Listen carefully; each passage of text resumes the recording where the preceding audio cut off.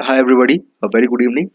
So today we'll be looking into section 35 of Bharatiya Nagrik Suraksha Sanhita, that is the new CRPC. We'll be looking when are the situations where police may arrest without warrant. ठीक है, तो the straightforward answer to it is जब आपने कोई cognizable offense किया हो तो police can arrest you without warrant. Now people may ask me what is a warrant? Warrant is nothing, it is but a written order given by a magistrate कि एक तरीके का ऑर्डर होता है, ठीक है, वारंट की, that you can go and arrest that particular person, ठीक है।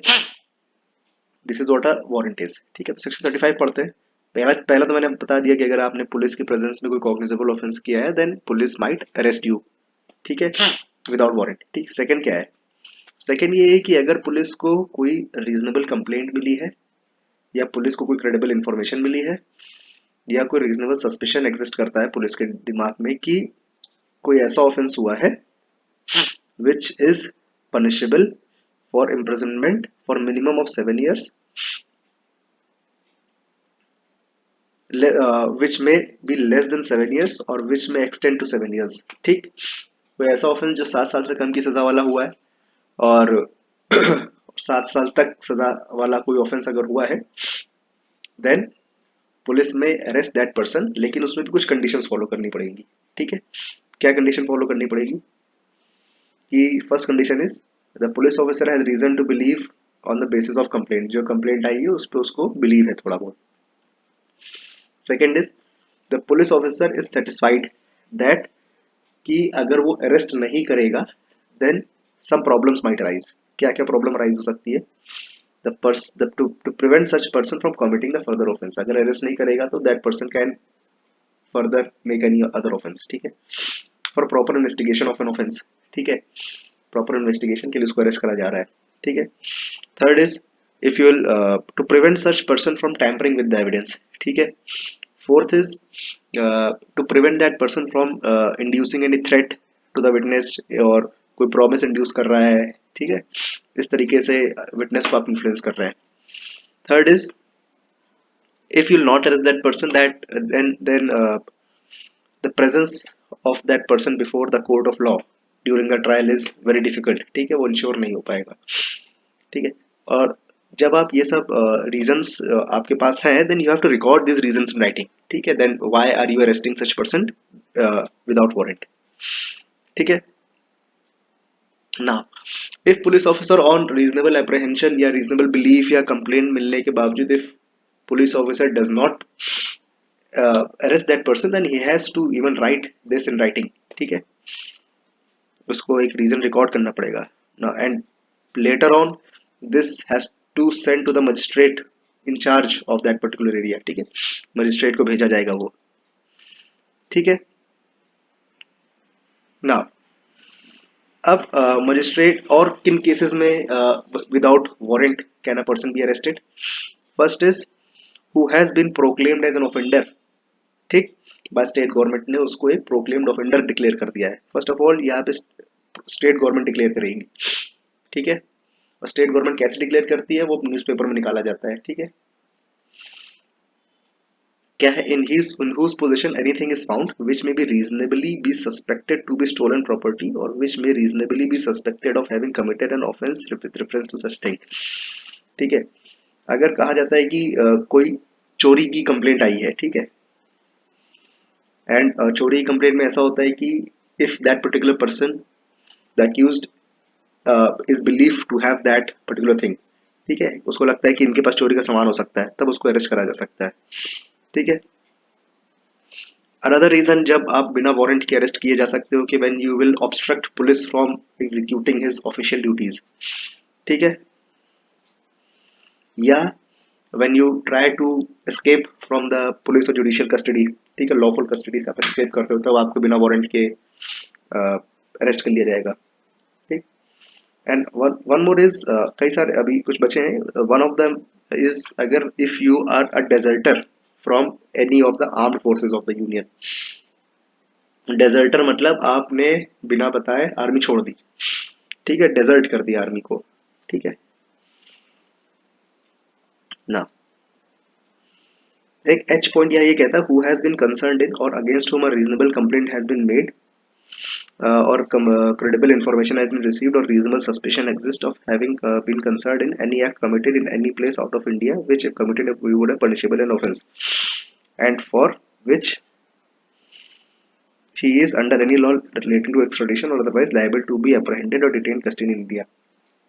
अब वो कह रहा है कि भाई अगर कोई ऑफेंस इंडिया में होता और वही ऑफेंस आपने बाहर कर दिया है, ठीक है, देन आपको बिना वारंट के एक अरेस्ट करा जा सकता है। तो उसमें प्रॉपर गाइडलाइंस होंगी कि किस तरीके से इंडिया बुलाना है, but in that case you don't need warrant from the magistrate, ठीक है ना। 394 में ऐसा होता है, 394 आईपी सीआरपीसी में भारतीय नागरिक सुरक्षा संहिता में ऐसा होगा कि you will be released from a court for a very short duration of time, ठीक है। उसको हम लोग आगे पढ़ेंगे, डिटेल में नहीं जाते। कुछ कंडीशंस लगा के आपको रिलीज करा जाता है। If you breach those conditions then also you can be arrested without warrant, ठीक है। क्या कहता है, for whose arrest any requisition whether oral written has been received from any other police officer. अच्छा, अब वो कह रहे हैं कि अगर कोई और पुलिस ऑफिसर हैज रिक्वेस्टेड कि please arrest such and such person and he has jot down the reasons why such person must be arrested, ठीक है, क्यों उसको अरेस्ट किया जाना चाहिए, and he has requested another police officer to arrest that, उस cases में भी without warrant he can be arrested, ठीक है ना। Subject to the provisions of Section 39, no person concerned in non-cognizable offence or against whom a complaint has been made or credible information has been received। अब ठीक है, अब non cognizable offence अगर है then you won't be arrested without warrant, ठीक है। Sub clause 2 ये कहता है, सब क्लॉज 3 कहता है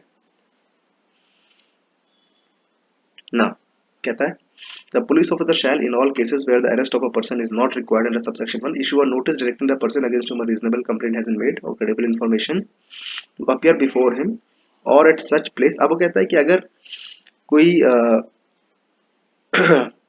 अगर पुलिस ऑफिसर को लगता है कि arrest of a person is not required, then also he will send a notice to that particular person कि आप कोर्ट, आप यहाँ पुलिस स्टेशन आइए और हमसे बातचीत करिए और प्लीज सॉल्व आवर क्वेरीज, ठीक है, केस से रिलेटेड हमें कुछ पूछताछ करनी है, then you have to comply to the notice, और आपको उस नोटिस का पालन करना पड़ेगा और आपको वहां जाके बात करनी पड़ेगी पुलिस वालों से ना। यहाँ 4th पॉइंट यही लिखा है, where such notice is issued to any person it shall be duty of that person to comply with the terms of the notice। अगर आपको नोटिस आई है सेक्शन 35 की, then you have to comply to that notice और आपको जाके cooperate करना पड़ेगा police से, ठीक है। नहीं कोऑपरेट होता है तो एक नेगेटिव इंप्रेशन जमता है एंड फिर बेल वेल कराने में प्रॉब्लम होती है, ठीक है ना। ना यहाँ पे देखिए, if you where any such person if at any time fails to comply with the terms of a notice or is unwilling to identify himself, the police officer may, subject to such order as may have been passed by the competent court in this behalf, arrest him for the offence mentioned in the notice, ठीक है। Now if you will not comply to the notice, then the court may pass such order कि आपको arrest कर लिया जाए, ठीक है। Remember the court will pass subject to such orders as may have been passed by competent court। Remember यहाँ पे notice का कंप्लाई आपने नहीं करा है तो court will order you, the court will order, then only you will be arrested, police नहीं उठा के ले जाएगी आपको। No arrest shall be made without prior permission of an officer not below the rank of deputy DSP in case of an offence which is punishable for imprisonment और less than 3 years।